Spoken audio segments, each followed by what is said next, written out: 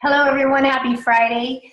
Hope you guys are ready for a wonderful weekend. Today's topic is about budgeting. We talked this week in our Facebook group about budgeting and how getting control of where you tell your money can actually release some of that stress. So I'm going to actually take you behind the scenes in what I've done for budgeting so that you can actually have something to guide yourself with. How many of you have been struggling with that for years, just, living month to month, paycheck to paycheck, and not really being able to tell your money where you want it to go, but telling, yourself, oh, let me get through another month. Well, we've been there, we've done that, and I hope that you guys can get something out of today that will help you to get control, because when you are in control, you feel less stressed.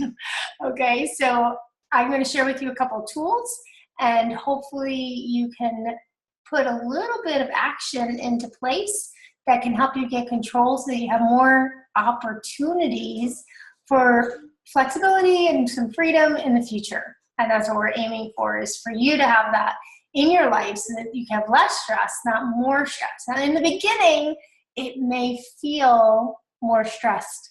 You might feel stressed because this is an additional thing that you have to put on your plate. But when you put things into action, remember, you don't feel the frustration. See, frustration is when you're living in the past or the future and you're not taking action in the present moment. So we don't want to feel that frustration. We want to be in the present moment, get control of our finances, and take simple steps to make that happen. So I think sharing with you what I've done might help, hopefully. If this is your first time watching, I am Marie Roca from Stress Busters. I love this group because we are all on the same path to living a less stressed life. Bust the stress out of your life. Each week I post a topic. We kind of talk about it throughout the week. You can comment, have a thought, and then on Friday I try to come and share just some thoughts and some wisdom from my experiences with you to help you the best I can.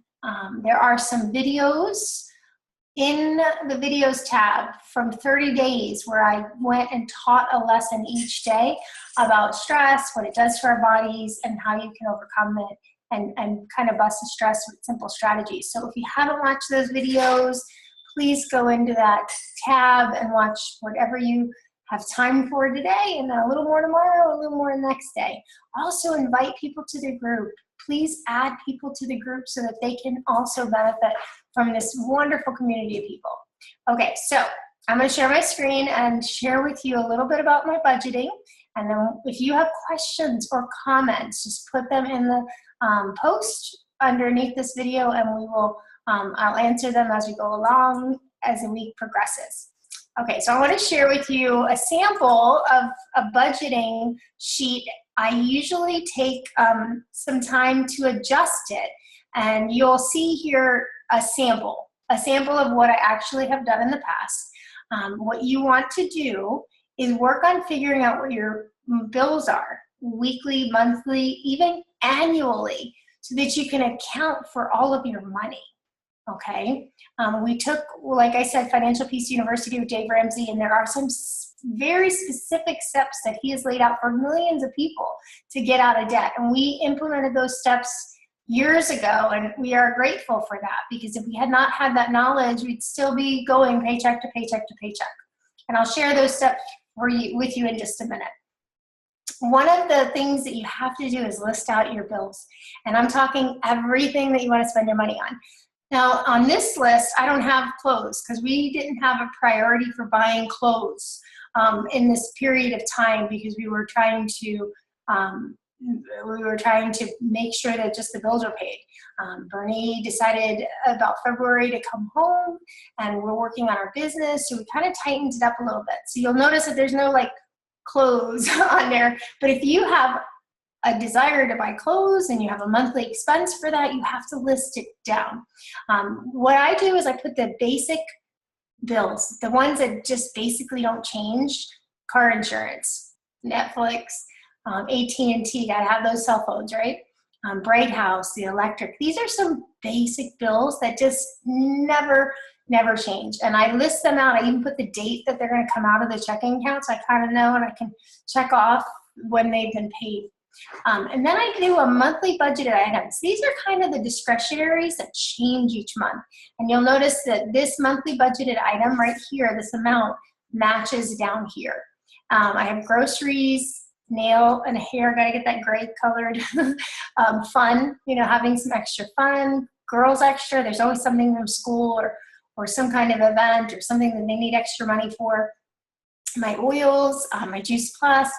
It's an expense for us each month, but it's, to me, an insurance policy to keep us healthy, so it's going on the budget. Gas, giving. So this amount right here goes up here so that I know that that's a monthly expense. And then I have an annual bills. So I kind of determine what's spent annually. Pest control, we have some taxes that we have to pay. Everything that we're going to pay annually goes down here, and I divide that by 12, and it came out to about $492, so that's got to go up here. Now, every month that doesn't get paid, but it's accumulating in the checking account, so it's not a big surprise when the tax bill comes or the pest control bill comes. So this is our total bills, and what you want to make sure is that your bills, the amount of money going out, matches the amount of money coming in. Now, there's two things that you can do if that's not happening. Okay, if you are not having enough income coming in to cover what you need to go out, you can do two things. One, you can cut back. If I really didn't have the income coming in, I would have to get rid of some cell phones. I would have to maybe cut back on groceries. We'd be eating at grandma's a lot more often. Maybe that girl's extra just wouldn't happen. You have to work on getting a zero budget. When you have a zero budget, you are telling your money where it's going to go, and there's no money left over. It has to match. So you'd have to cut back on something or bring in some more income. If you don't have enough to cover the actual things that you list on your budget, you got to figure out, how am I going to do something on the side to bring in some more income? And there are so many options out there today to try to build small businesses. That's a no-brainer. If you're not getting enough income to match the bills and what you want to expend each month, then you have to bring in some more income. Okay, so this is just an example, and this changes. I have this down here as a discretionary, and I'm going to show you an app that I use on my phone that I use to keep track of the spending so that I can review that each month. And if that is over or under and I don't allocate enough on a consistent basis for a certain activity or something that I have listed, I'll change the amount. And that's important. You don't want this to be stagnant. This is something that changes and changes and changes. Okay, so let me show you a couple of the steps. I want to share with you what is important if you're working on getting out of debt, and what Dave Ramsey had recommended to us in his class. So the very first step, I want you to, when you're looking at just the bills, for example, like I just listed out, that's just like your living. That's your living expenses and your bills. That's different than your debt, okay? Your debt, and if I had credit card debt or had a loan, it would be on there as an item because it would have to be paid each month, so it would be a monthly bill. But you want to look at your monthly expenses, and then you want to look at your debt. So let's say you have credit card number one, and it's $600 balance. And then you have credit card number two, and you have $1,400 balance. And then you have some student loans, student loans, and they're $4,500 still left to pay. And then you have another little store card, and it's $200. So you list everything out. You want to try to get to a point where you don't have any credit card debt and you're actually budgeting for each thing that you need each month so that you don't rack those bills up again. So you take all that you have in debt owed to someone else, not living monthly to survive and to live and enjoy life, but what you actually owe, what you bought because you didn't have money at the time and you bought it on credit. So here you want to look at those bills and then put them in order.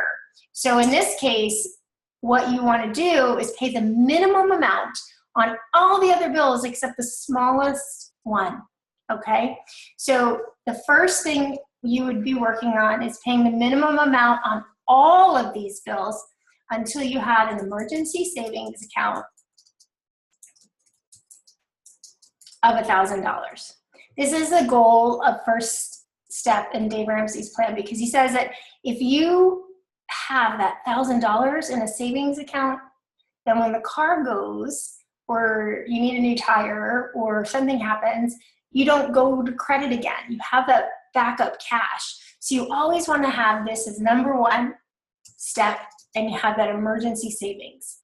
After you have that, and until you have that, you're paying minimally on this. So if you did pay a payment of $60, but really they only required $40 payment, you want to do the $40 payment. You want to do the minimum amount that you have to pay until you get that $1,000, okay?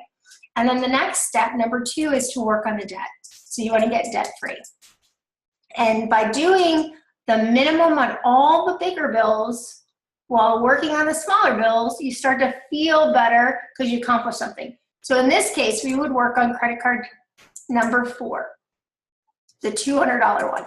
We would pay minimally on credit card number 1 and number 2, and on student loans, the very minimum amount, not any extra. And then once credit card number 4 is paid, then we're gonna go to, let's see, the next amount would be credit card number 1. Okay, that's $600. So we pay then. We now have only the student loans, the credit card number 2, and number 1 to work on.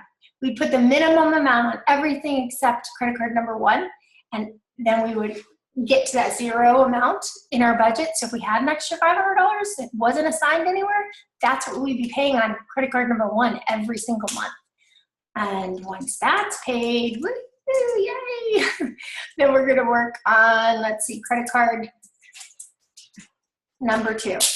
And that $1,400, now we actually have only 2 that we're working on because we have 2 that are paid off. We're working on the $1,400 and the $4,500. Minimally paying the $4,500 until the $1,400 is paid. And when that's paid, and everything that's extra, everything that we can, we're gonna go towards the student loans. And this one is a big one, right? So it's gonna take a long time. It may take a while to get this paid off, but when it is actually paid, you're gonna feel amazing, because these are all gonna come out of that line item where you don't have this monthly payment. That's about probably estimated about $600, $800 that now becomes part of your cash flow to do the girls extra, to do the clothes and the shoes and all the fun stuff. But until then, you're very specific about where you want your money to go. And then once that's done, step number 3, and this one is kind of big. You want to work on increasing that emergency savings account and try to get 3 to 6 months of whatever the bills are. So when we talked about having, listing out every bill that you're going to experience monthly, annually, that's times 3 to 6. Could be, in my case, maybe, what was it, $4,700. So that would be 4,700 times, and let's just say 4. So I would say about, and this is big estimation, right? About 18,000. When you have that in emergency savings, then you are really making some difference in feeling secure and less stressed. Now this is going to be stressful to try to get to, but the more you work at it, the less stressed you'll be. Okay, so that's the Dave Ramsey plan. Now in Dave Ramsey's plan, he wants you to make sure that you're putting away some money for these steps, and we want to make sure along the way that we budget for the future as well, and that's investing and trying to make some investments. Let me show you how I keep track. And last night this kicked off when I tried it. This is actually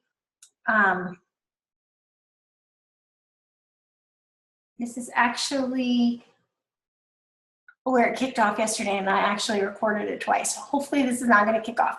If it does, I'm going to post twice in the Facebook group, but let me see if I can get this to work.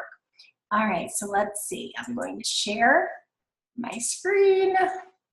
And this is an app I use to keep track of those discretionaries. Remember the groceries, the hair and nail. We want to keep track of that so we're not overexpending, okay? So far, so good. This is a budget app. Now, this is a Dave Ramsey envelope. He when he first started, and I'm sure he still does, he encourages people to put these amounts in cash in an envelope.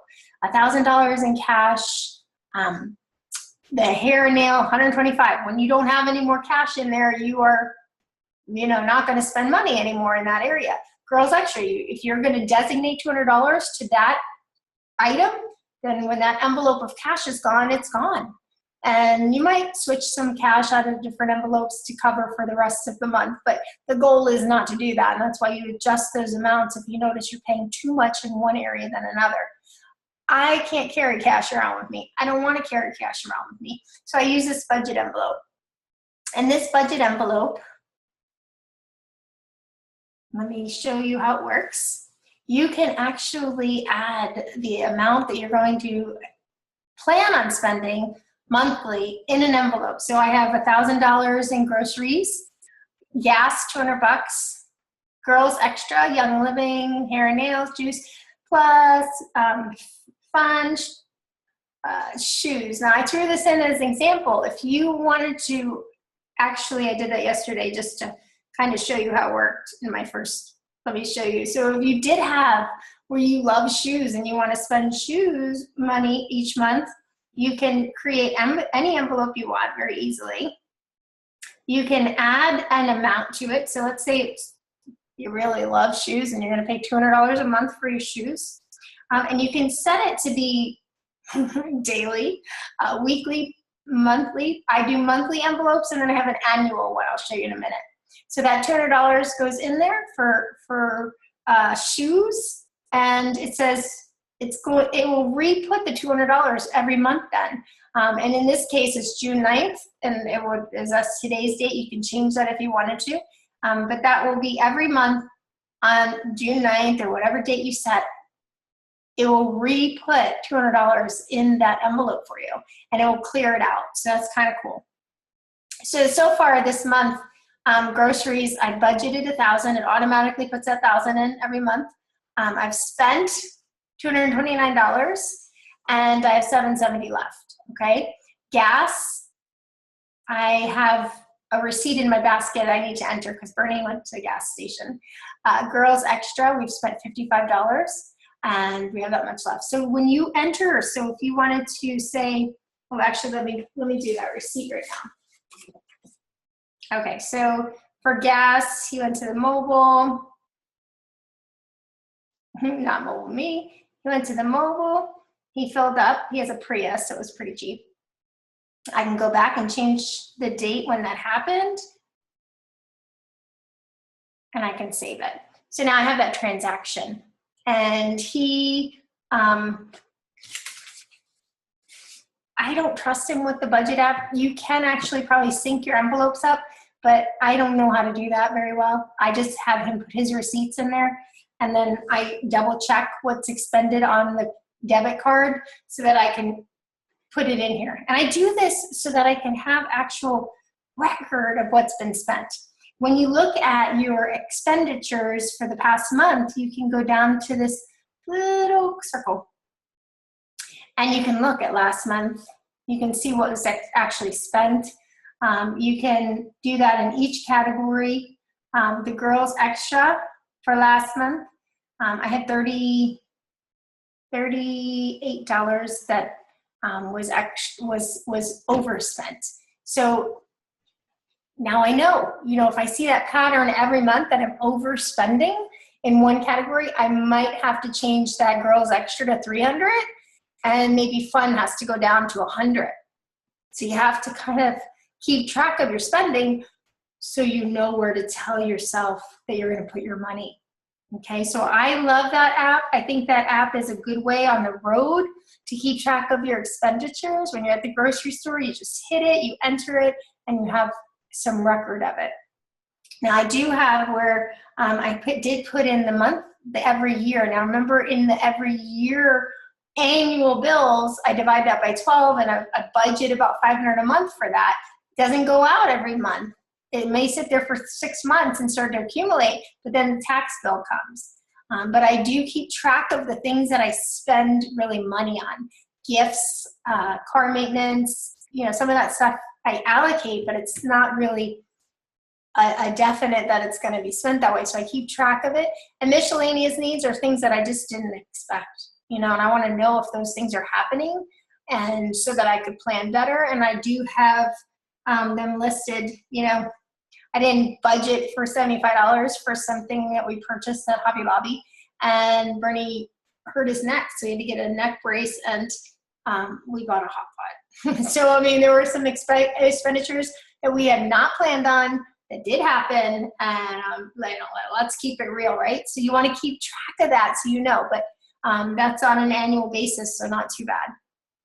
All right, so let's just kind of regroup. So guys, number one, you want to try to get control of your spending. You want to know what you can actually spend, and you want to work on getting to a zero budget. And it's called a zero budget because if you have $2,000 coming in, and you have to tell $2,000 where to go. There's no living, you know, like whatever, and go to line of credit if you don't make it by the end of the month. We did that for a long time. It's not a happy place to be. When we took control of our funds and where we were going to tell our $2,000 to go, or whatever amount it was, we actually felt a little bit of stress in the beginning, because then you're like, no, that's not on the budget. You can't have it. No, you can't do it. But when you actually get debt-free and you have a savings account, you have so many more options. And we have the option now to actually work on the business and stay at home because we took that time to really get it under control. So you want to figure out what your bills are, figure out what you want to spend your money on. If a Starbucks this is not saying you can't go get Starbucks every day. This is if that is an option, if that's something that means something to you, going to Starbucks and enjoying your coffee, you have to budget for it. And if you list that that's something that you're spending money on, and that $2,000 doesn't match what you're spending out, then you'll know why you're always in the negative. And then you'll also see that you should maybe cut back and go twice a week to Starbucks because you need that money to go towards this. So you have to list it out and be real with it and make it a changing document. Make sure that you're keeping track so that if you are going and you're spending money on something that you didn't even know you were spending money on, it becomes more realistic to you on what your expenditures are. So get those listed, figure out and make your zero budget. Make sure that your coming in is going out. And when I say going out, it doesn't mean you just get frivolous in your spending. It means that you tell it where it's going. If you have $100 after you listed everything that you want to spend your money on and you have $100 left, you tell that $100 where to go. Maybe it's more fun. Maybe it's a new dinner out. Maybe it's a savings account. Maybe it's a vacation savings. Wherever you want to tell it to go. But you want to zero it out, okay? And then, of course, if you have debt, those are line items in your budget. And you want to pay minimally on those debts until you have $1,000 in an emergency savings account. And once that happens, then you pay the smallest bill first, as much as you can, while minimally paying the others. When that's gone and you feel great, then you move on to the next biggest, and so on and so on. And then when all your debt is gone and you're still living comfortably, you want to make sure that you start working on that 3 to 6 months of a savings account. Because when that happens, you really get to live a very stressless life, really, truly. So I hope that's been helpful for you. Again, please invite people to join our Stress Busters groups. Stress Busters group. If you're friends with them on Facebook, you only have to tell them you want to add them to it, tell them what it's all about, and add their name in the little box in our Facebook group. And just, if you want, send the link to somebody. We also have a 21-day challenge where I send a little email, a little boost, a little inspiration, a little strategy. It's called the 21-day challenge for busting the stress. And you can go to bustthestress.com. You can also send that link to someone else if you think that they're stressed and they might need a little pick-me-up for the next 21 days. All right, guys, I hope that's been helpful. Have a wonderful weekend, and we'll talk next week.